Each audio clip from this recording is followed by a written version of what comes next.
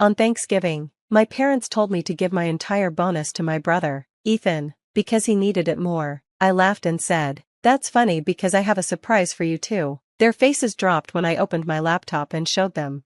Thanksgiving dinner was supposed to be a time for family, laughter, and a whole lot of food. That's what it used to be for me, but this year, it was something else. It was the day everything came to light, the day years of favoritism, manipulation, and entitlement finally reached a breaking point. And for once, I wasn't the one getting the short end of the stick. I grew up knowing I wasn't the golden child. That title belonged to my younger brother, Ethan. My parents doted on him, gave him everything, and bailed him out of every bad decision. Meanwhile, I was the responsible one, the one who never asked for anything, the one who got used to hearing, "Well, Ethan needs it more." I worked my ass off to get where I am. I paid my way through college with scholarships and side jobs. I worked long hours, climbed the corporate ladder, and finally, after years of grinding, I landed a job that actually paid me what I was worth. And this year, I got my biggest bonus yet. I didn't even tell my parents about it, but they found out. We were sitting at the Thanksgiving table, everyone passing dishes around, making small talk, and then, my mom, with that fake sweet voice she always used when she was about to ask me for something, looked at me and said, "So, we were thinking, that's never a good start." She and my dad exchanged a glance before she continued, "Since you got that big bonus this year, we figured it would be really helpful if you gave it to Ethan. He's been struggling so much lately." I blinked. I genuinely thought she was joking. I let out a small laugh and said, "That's funny because I have a surprise for you too." Their faces lit up for a second, probably thinking I was about to say something generous. That's when I pulled out my laptop. I opened the folder I had spent months gathering, screenshots, receipts, emails, everything, and I turned the screen toward them. Silence. My mom's smile froze. My dad's face paled. Ethan, who up until now had been smirking like he always did when he thought he was getting away with something, suddenly looked like a deer in headlights. See, what they didn't know, what they never bothered to ask, was that I had been keeping track of everything. Every time they took money from me, every time they borrowed something they never returned, every time they made excuses for Ethan while expecting me to be the responsible one. But that wasn't even the worst part. I had something else, something bigger, something that would make sure they never asked me for another dime again.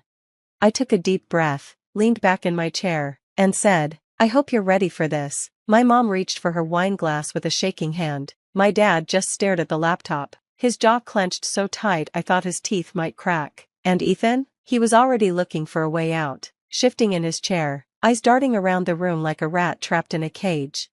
I let the silence sit for a moment, let them sweat, then I tapped the screen. "This," I said slowly, "is every bank transfer I've ever sent you. Every loan that was never paid back, every emergency bill you couldn't cover because Ethan needed help." I scrolled down, the numbers added up, thousands, tens of thousands. My mom started to say something, but I held up a hand. "I'm not done." I clicked to the next file. "This," I continued, "is Ethan's credit card history." Ethan sucked in a sharp breath. "How the hell did you?" I cut him off. "You're not as smart as you think you are." He had no idea I had access to his statements. He had no idea that every time my parents asked me for help because Ethan was supposedly drowning in bills, he was actually blowing money on bars, expensive sneakers, and vacations. I had screenshots of Instagram posts where he flexed with bottles of champagne at clubs, trips to Miami, Las Vegas, Mexico. I even had a photo of him standing next to a brand new gaming setup, one that cost more than my rent.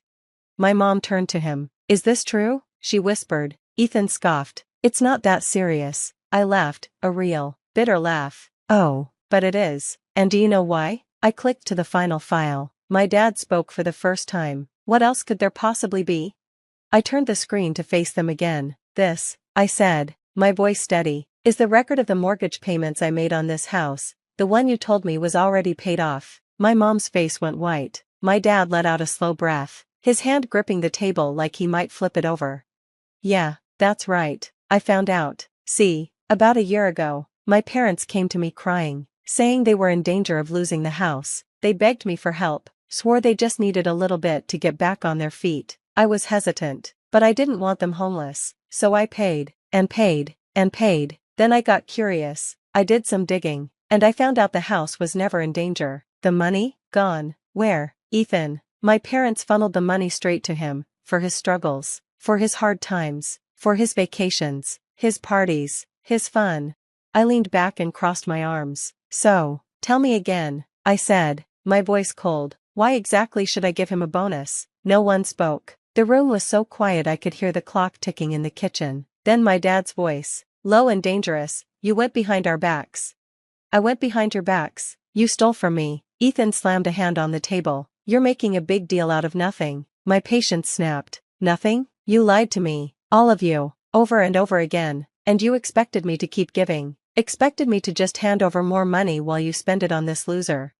Ethan jumped up. I'm not a loser. My dad stood, his hands flat on the table. Sit down. Ethan hesitated, but something in my dad's tone made him drop back into his seat. Fuming, my mom reached for me, her voice soft, pleading, sweetheart, you don't understand. I yanked my arm away. No, you don't understand. I pointed to the laptop. I have proof, every single thing you've done. And now, I leaned in, lowering my voice. Now you're going to pay me back.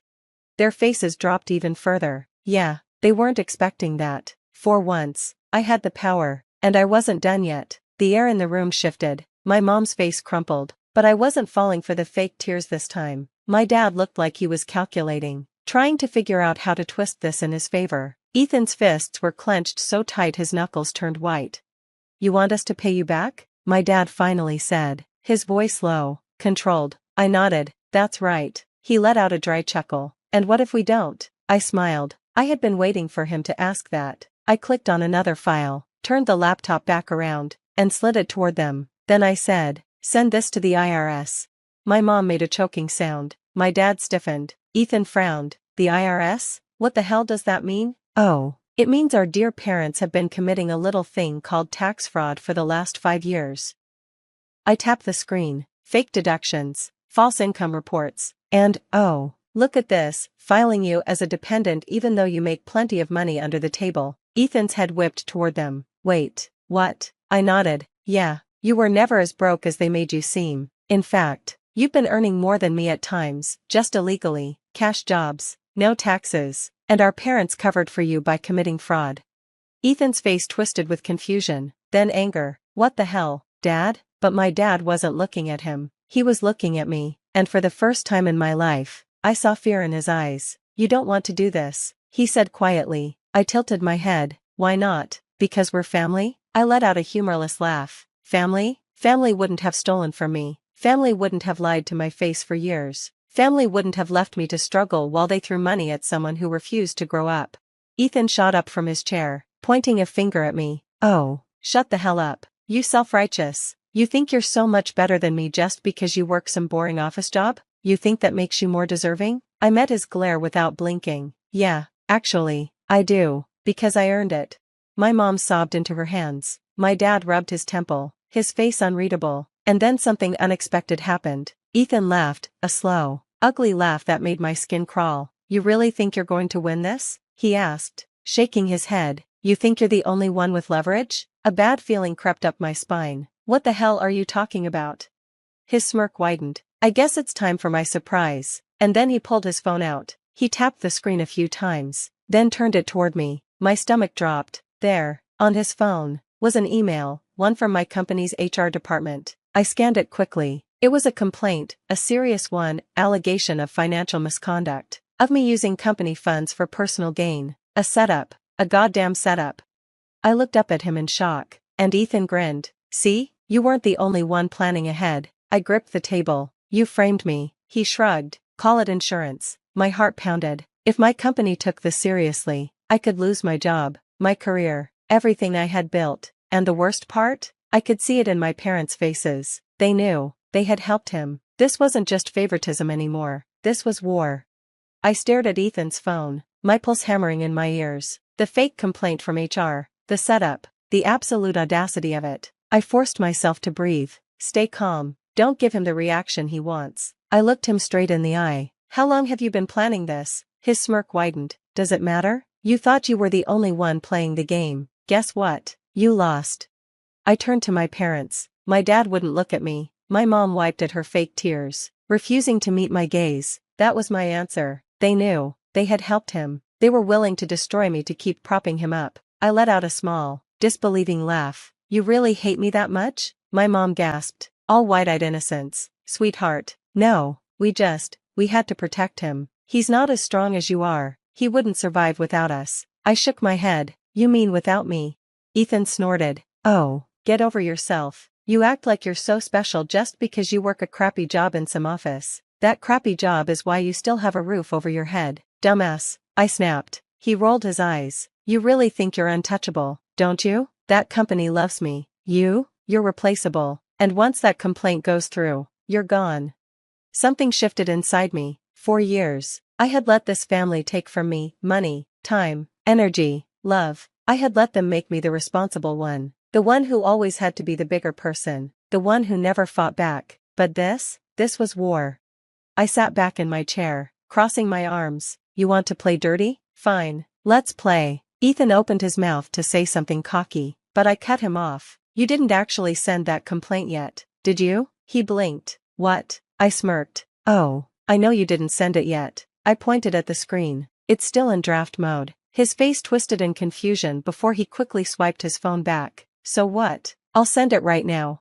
Go ahead, I said. He froze. I leaned in. Do it. His fingers hovered over the screen, hesitation flickering across his face. That's when I laughed, a deep, bitter laugh. You're bluffing. He looked up, scowling. No, I'm not. Oh, but you are. I shook my head. You thought you had leverage. You thought you could scare me with this little trick. You don't even understand how corporate HR works. I leaned in, lowering my voice. Do you really think my company would take an anonymous complaint at face value? You think they wouldn't investigate? You think they wouldn't find out where it came from? His smirk faltered. I laughed again. Oh, you idiot. You don't even realize how much trouble you're in. He shifted in his seat, trying to regain confidence. Even if they investigate, it'll still ruin your reputation. I shrugged. Maybe, but guess what? I have an actual lawyer. And do you know what's illegal, Ethan? Silence. I smiled knowingly. Filing a false report, defamation, corporate fraud. I have evidence that I've done nothing wrong. And if you do send that complaint, I will sue you. I will sue this entire family. I will take you all down. I turned to my dad. And let's not forget your situation. His jaw clenched. I tapped my laptop. All I have to do is send one email to the IRS. And you're looking at an audit, fines, and maybe even jail time. My mom gasped. You wouldn't. I tilted my head. Why not? You were ready to let Ethan ruin my career. Why should I protect you? Ethan slammed his fists on the table. You're just bluffing. I shrugged. Try me. A tense silence stretched across the table. For once, they had no control. They were the ones panicking. I stood up slowly, packing up my laptop. Here's what's going to happen, I said, my voice calm and collected. You're going to drop this little plan of yours. You're going to stop asking me for money. You're going to pay me back, all of it. My dad scoffed. And if we don't? I slung my bag over my shoulder. Then I burn it all down. I turned to leave. Then my mom screamed, a broken sound that ripped through the dining room. You can't just walk away from us, she wailed. I turned back, staring at her. My father sat stone-faced, his pride keeping him from begging. But my mom, she knew. She knew I was really leaving this time. She scrambled toward me, her voice desperate. We're family. We're all we have. I exhaled slowly. No, I was all you had. Then I looked at Ethan, my voice ice cold. And you? You're nothing to me now. Something flickered in his expression, shock, maybe even fear. But I didn't stay to watch. I walked to the door. I stepped outside into the cold November air. For the first time in my life, I felt free. I never went back. A month later, I got a notification. One of the payments I demanded had gone through. I didn't respond. I focused on myself, my future, my peace. And as for them, well, I heard from a cousin that the IRS did, in fact, come knocking. I never sent the email, but someone else must have. Funny how karma works.